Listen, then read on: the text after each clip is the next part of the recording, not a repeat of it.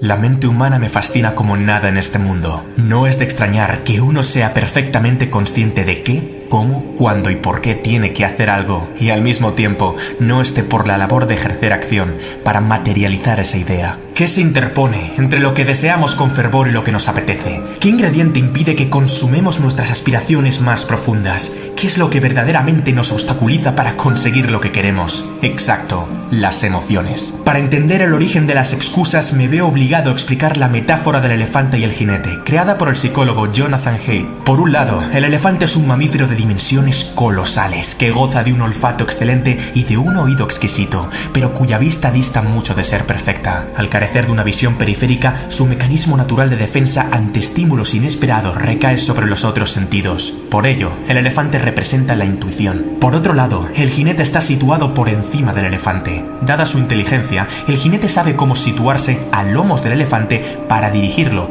pues sujeta las riendas y piensa que lleva la voz cantante. Craso error. Por ello, el jinete representa la razón. Cuando el elefante y el jinete miran para el mismo lado, caminan en direcciones iguales y buscan objetivos comunes, no habrá conflicto alguno. El problema surge cuando las necesidades de ambos son diferentes, de tal modo que cada cual tira para su lado en pos de satisfacer sus propias necesidades. El elefante es grande, fuerte e impulsivo. El jinete, por su parte, es astuto, más pequeño y débil en comparación. Así pues, el control del buen hombre es poco menos que un aciago espejismo, pues no deja de ser precario e incierto en comparación al animal. Si el gigantesco elefante se rebela contra su dueño y quiere tomar otra dirección, es bastante probable que lo consiga. Es la lucha eterna de todos nosotros, la razón contra la emoción, pero aún no hemos llegado a la peor parte. ¿Quieres saber la triste verdad del asunto? Primero sentimos, después razonamos. Y cuando la emoción es tan poderosa que el individuo se ve sobrecargado por un mar de sentimientos aflictivos y sensaciones desgarradoras, recurre a la razón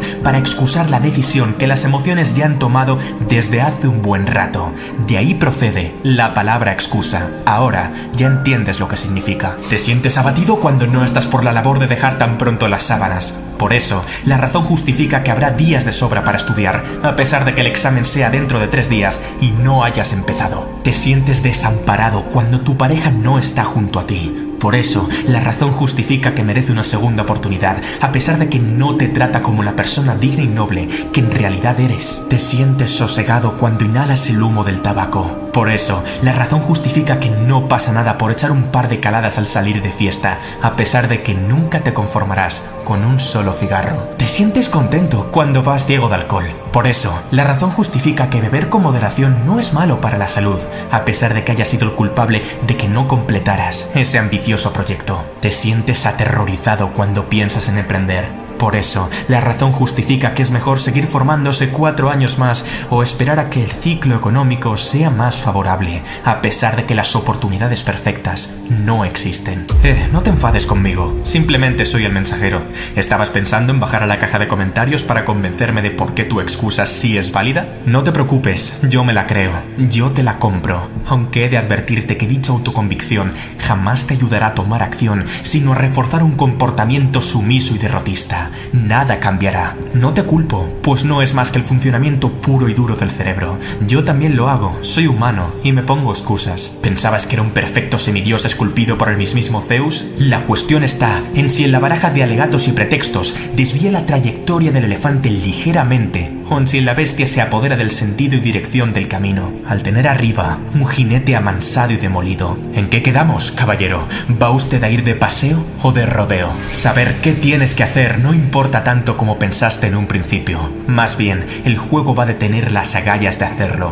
Lo último abre las compuertas del cambio, la mejora y el aprendizaje mediante un autochantaje que emana del propio sentido de urgencia del Homo sapiens. Y al revés, aunque saber lo que uno tiene que hacer podría ser de gran ayuda en una mente ya de por sí resiliente y decidida, la ciencia y la probabilidad demuestran que las garantías de que el plan cobre vida de forma sostenida brillan por ser escasas. Todos sabemos que el alcohol mata, pero la mayoría nunca le falta su cervecita diaria. Todos sabemos que el dulce mata, pero la mayoría no detiene los atracones de azúcar. Todos sabemos que la velocidad mata, pero la mayoría supera el límite permitido en carretera al sobrepasar un radar. No es el hecho de que uno sea consciente o no de un peligro lo que le aleja de él. No es el hecho de que uno sea consciente o no de una meta lo que le acerca a ella. Es una condición necesaria, pero no suficiente. ¿Cuál es el secreto que te permitirá revertir el proceso de autodestrucción? Lo sabrás a continuación. Existe una explicación psicológica detrás de este fenómeno. Venga, piensa un poquito. ¿Recuerdas lo que te he dicho al principio del vídeo? ¿Qué es lo que verdaderamente nos obstaculiza para conseguir lo que queremos? Exacto. Las emociones. Todavía no. Escucha el siguiente ejemplo. Imagina que vas caminando tranquilamente por la montaña y tu cuerpo empieza a sentir escalofríos al percatarse de que hay algo que parece ser una serpiente. Unos instantes después de sentir tal miedo e inseguridad, la cognición dice: es un palo, lo que ocasiona un cambio repentino y automático en la sensación. El jinete ha corregido el movimiento visceral y preconsciente del elefante, pues ha recurrido al pensamiento para alterar la sensación primigenia de sobresalto y dar una respuesta distinta a la inicial. Esto es, al pensar que es un palo, el razonamiento crea curiosidad y tranquilidad, dando lugar a que el miedo desaparezca por completo. ¿Cómo reacciona el ser humano ante un estímulo externo? El cerebro activa en los 200 primeros milisegundos tanto el cerebro reptiliano como el sistema límbico, mediante una serie de neurotransmisores que dan lugar a la composición global de nuestra forma de procesar. El cerebro de reptil sabe muy bien cómo activar el instinto de supervivencia, pero todavía no se ha enterado de que ya no vivimos rodeados de tiburones monstruo, leones cavernarios y tigres dientes de sable. El sistema límbico provoca la emoción que sentimos, pero está muy lejos de tomar las mejores decisiones en lo que a relaciones humanas contemporáneas respecta. ¿Y qué sucede entonces? Se han examinado dos tipos de cerebro cuya reacción es totalmente diferente. Sin embargo,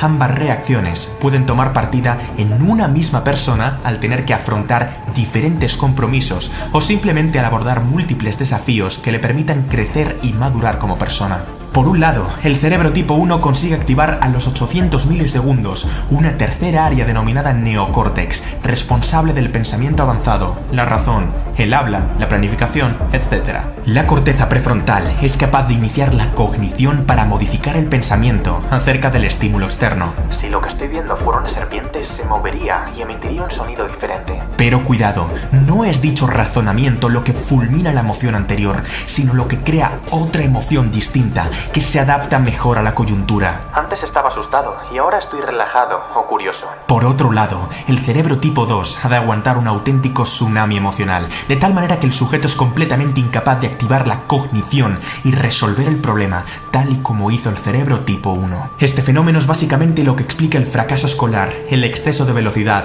o la obesidad mórbida. Por último, cuando los impulsos intuitivos deciden cómo actuar, el neocórtex interviene posteriormente para justificar por qué dicha decisión es la correcta. El sistema límbico ha ganado la partida. ¿Significa esto que dichas personas no tienen ninguna posibilidad para gestionar las emociones conflictivas? En absoluto. Pero encender un sistema cortical inactivo y sedentario requiere una buena estrategia. Deberán reunir un esfuerzo sublime para actuar y romper el patrón preestablecido, a pesar de que la intensidad emocional se incremente cada vez más. ¿Tienes miedo de saltar de un trampolín a 10 metros de altura? No pienses, salta. ¿Tienes estrés porque el temario del examen es demasiado largo? No pienses, estudia. ¿Tienes tristeza cuando tu quinto proyecto ha fracasado?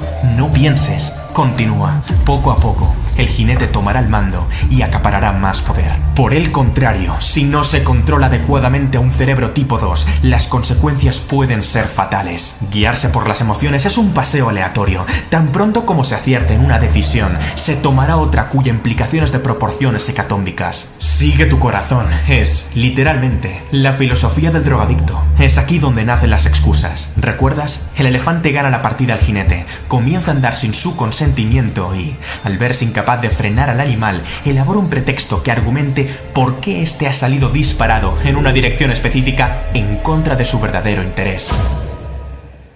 Sea como sea, cada vez que alguien tome una decisión, primero ha sentido en su cuerpo. Después, habrá algo que lo justifique o desmienta a nivel cognitivo. La inteligencia se puede entender desde la acepción de intelliger, esto es, seleccionar entre. Cuando yo soy inteligente, significa que, entre todo lo posible, escogeré lo más adecuado a la situación. La inteligencia emocional implica que el individuo elija la emoción más apropiada para el estímulo externo, entre todas las que se encuentren a su disposición. La emoción decide y la razón justifica. Dicho de otro modo, todas las decisiones son emotivas y después la razón explica la emoción que se experimenta en un principio o la transforma en otra que consigue desbancarla, pero es lo que uno siente lo que determinará el rumbo de la trayectoria. Si estás en cólera, el mundo se ve distinto a si estás en templanza. Si estás en miedo, el mundo se ve distinto a si estás en seguridad. Si estás en letargo, el mundo se ve distinto a si estás en júbilo. El pensamiento es un buen evaluador, pero no un buen gestor. La gestión tiene que producirse de emoción a emoción.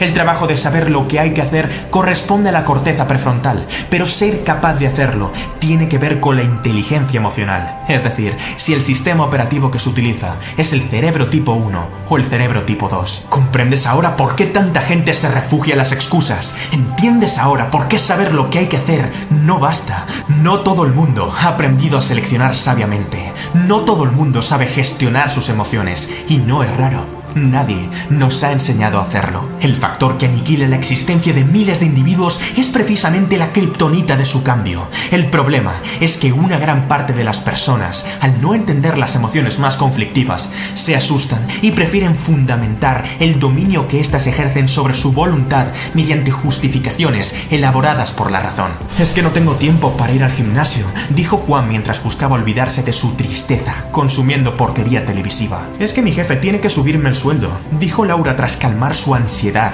comprándose 3 pares de zapatos carísimos. Es que las editoriales no me publicarían el libro, dijo Esteban para justificar el miedo a lo que el lector pueda pensar de él. Es que, mira, te digo una cosa, quizás a ti te puedas engañar, pero a mí, bueno, qué narices, sí, podrías embaucarme, ¿y luego qué?